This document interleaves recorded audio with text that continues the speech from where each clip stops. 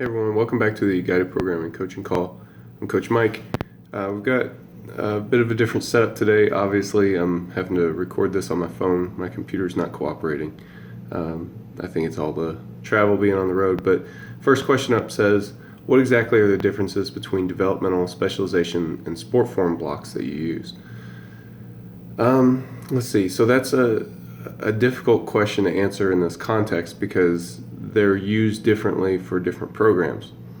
In general, though, it follows a similar methodology to Bondarchuk's block period, not Bondarchuk, Issurin's block periodization, and that would kind of correlate here as developmental equating roughly to accumulation, specialization correlating roughly to transformation, and sport form translating roughly to realization. The reason I didn't use the traditional naming convention is because the way that I implement the blocks is different, sometimes significantly different, and I don't think it's fair for me to use those terms, and include those sometimes significant differences.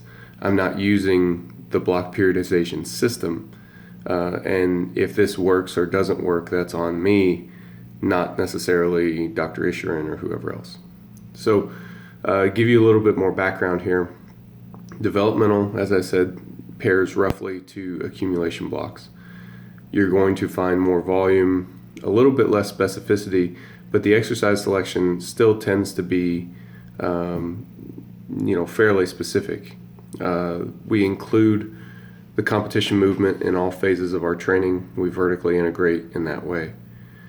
The idea of a developmental block is that you're developing those basic qualities that you need. You're developing more of the fundamental physical attributes that you're looking for in the athlete. The specialization block is where you specialize into much more specific skills.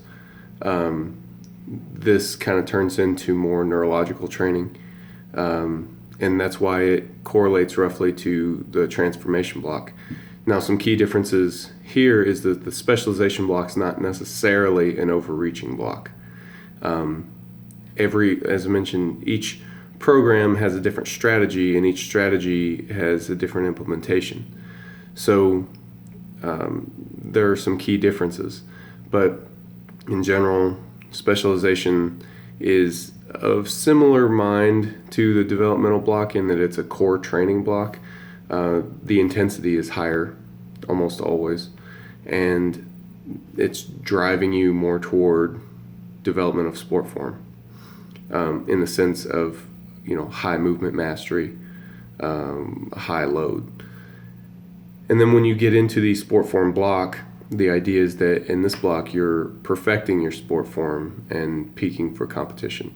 It can be much longer than what we would traditionally think of with a realization block, but again, similar mindset.